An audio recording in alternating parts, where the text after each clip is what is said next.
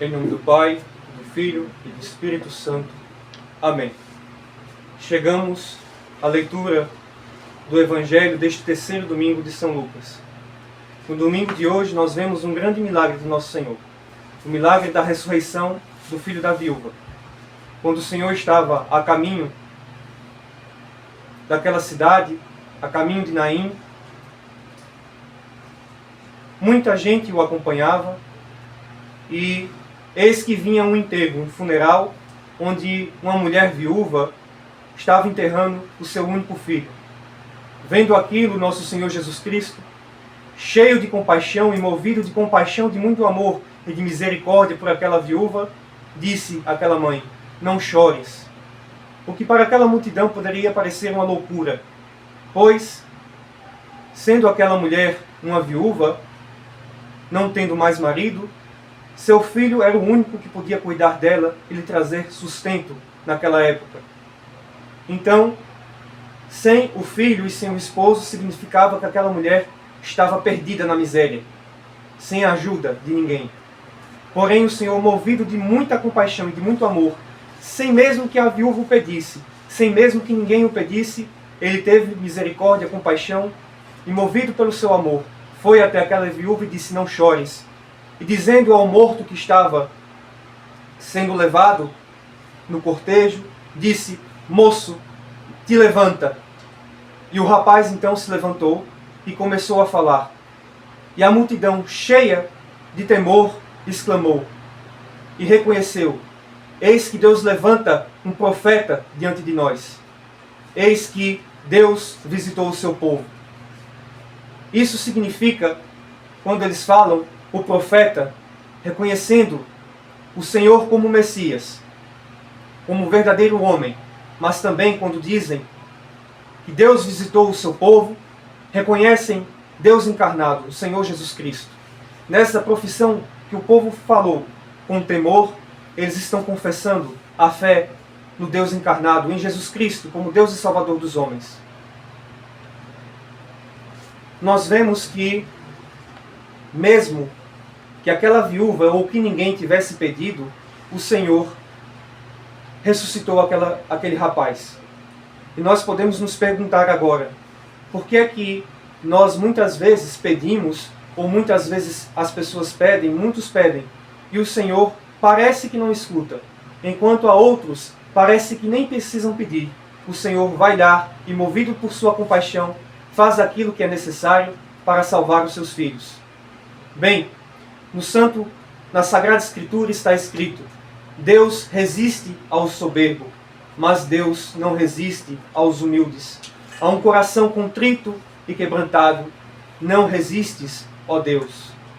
Da mesma maneira, naquele momento, o Senhor não resistiu àquela serva, àquela viúva, que certamente era uma mulher humilde.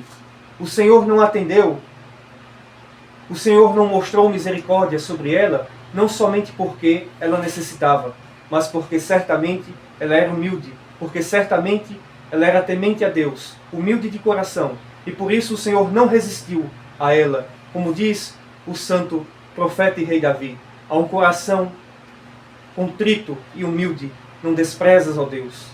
E o Senhor, movido de compaixão, vendo o choro daquela viúva, não como alguém que estava desesperado, mas como alguém que necessitava da misericórdia de Deus, o Senhor, movido de compaixão, vai e salva aquela mulher em sua necessidade, ressuscitando seu filho para que esse cuidasse dela. Aqui cabe falar um pouco sobre que nosso Senhor deseja salvar a todos, mas o Senhor só salva aqueles que são encontrados com o coração contrito, em arrependimento, desejosos de Deus. Aquela mulher desejava a misericórdia de Deus, ainda que não falasse, ainda que não dissesse uma única palavra, o seu coração ansiava pela misericórdia de Deus, pois ela necessitava do Senhor. E existe um ensino herege, apóstata, satânico e blasfemo por aí, que ensina que Deus predestina uns para o céu e outros para o inferno. É o ensino da predestinação calvinista, onde os hereges ensinam que Deus já predestinou na eternidade aqueles que vão para o inferno e aqueles que vão para o céu. E já está tudo certo. Que aqueles que Deus predestinou para o céu, esses serão salvos. Mesmo que eles não quiserem, eles serão seduzidos de uma tal forma que eles não têm opção, eles serão salvos.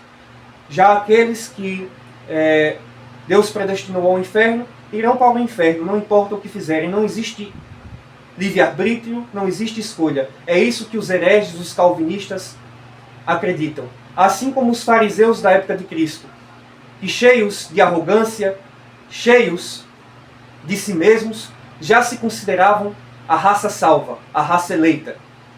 E por isso, já se considerando filhos de Abraão, não se achavam necessitados do Messias, não se achavam necessitados de nosso Senhor, Deus e Salvador Jesus Cristo. E por isso o negaram. Da mesma forma, muitas seitas, muitas falsas religiões e falsos cristianismos arrogam para si já a eleição divina, já estão eleitos, já estão salvos. Quando nós sabemos que sem o arrependimento, sem um coração contrito, não poderemos chegar a Deus. Pois Deus, o Senhor, se move de compaixão por aqueles que são humildes e contritos, por aqueles que em arrependimento procuram a sua santa vontade e a sua misericórdia. Porém, ao contrário, o Senhor não mostra compaixão por aqueles que são soberbos, por aqueles que estão movidos pelo orgulho. Não porque Deus não está sendo misericordioso com eles, mas porque a misericórdia de Deus não alcança aqueles que estão fechados a esta misericórdia. Aqueles que já se acham salvos, aqueles que já se acham cheios do poder e da graça, esses a misericórdia de Deus não pode alcançar, pois eles já se acham cheios da misericórdia. E por isso, porque já se acham cheios da graça, do poder, porque acham que a misericórdia, que o poder de Deus pertence a eles, com este coração fechado, eles não recebem a graça e o amor de Deus. Mas, ao contrário, aqueles que, cheios de pecados, se movem em arrependimento e buscam a misericórdia de Deus, nesses a misericórdia de Deus é eficaz, pois encontram lugar no homem, pois esses não têm orgulho. Nós vemos ao longo da história do povo de Deus e da Sagrada Escritura, por exemplo, como diz a Escritura, o Senhor amou a Isaac, mas rejeitou Esaú. Então os hereges dirão, está vendo? Deus ama a uns e nega a outros. Mas na verdade, nós sabemos que o que esta palavra espiritualmente quer dizer é que aqueles que desejam o Senhor em sua misericórdia, recebem a sua misericórdia. Porém, aqueles que negligenciam a misericórdia de Deus, aqueles que negligenciam a Deus, esses são rejeitados, não por Deus, mas pelo seu próprio pecado, que impede que eles cheguem e se unam a Deus. Pois nós sabemos que, enquanto Isaac desejava a graça de Deus, Esaú não negligenciava esta graça, a tal forma que a trocava por um prato de lentilhas. O Esaú negligenciou a graça de Deus, enquanto Isaac a desejava. Enquanto Isaac a desejava com o coração contrito e cheio de sede pelo divino, o Senhor o recebeu. Mas enquanto o Esaú, ao contrário, negligenciou a graça de Deus, foi rejeitado, não pelo Senhor, mas pelo seu próprio pecado, pela sua própria negligência. Pois o pecado e o orgulho nos separam de Deus, enquanto a humildade, a sede de Deus e o arrependimento nos unem ao Senhor e à sua graça. Da mesma maneira, nós vemos isso neste Evangelho. O Senhor se move de compaixão perante aquela viúva, porque esta tinha um coração humilde. Não porque ela foi escolhida e os outros não foram escolhidos, porque ela foi escolhida para a graça e os outros foram escolhidos para a condenação. Não, porque ela estava cheia de um coração desejoso pelo Senhor, desejosa pela misericórdia do Senhor, em em humildade, em contrição.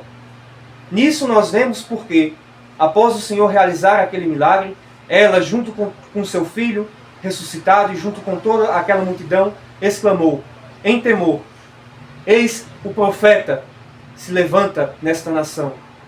Eis que Deus visita o seu povo, reconhecendo que o Senhor é Deus, que o Senhor é misericordioso. Por isso, aqueles que desejam a misericórdia de Deus, aqueles que são cheios da graça do Espírito Santo através do arrependimento, professam a verdadeira fé. Enquanto aqueles vaidosos, cheios de orgulho, cheios de autopiedade, como os fariseus, esses negaram o Senhor. Testemunharam tantos milagres, testemunharam tantos feitos, mas negaram o Senhor. Essa é a diferença daqueles que têm um coração humilde, daqueles que desejam ao Senhor em humildade e em arrependimento e que professam a verdadeira fé, daqueles que são vaidosos, orgulhosos, autopiedosos e soberbos. Aqueles que testemunham a verdadeira fé, aqueles que testemunham a graça e a misericórdia do Senhor, professam a verdadeira fé. Já aqueles que, cheios de compaixão, de autopiedade, aqueles que já se consideram salvos e superiores ao resto da humanidade, esses, quando veem a graça de Deus, a rejeitam, porque seu coração é duro e cheio de orgulho.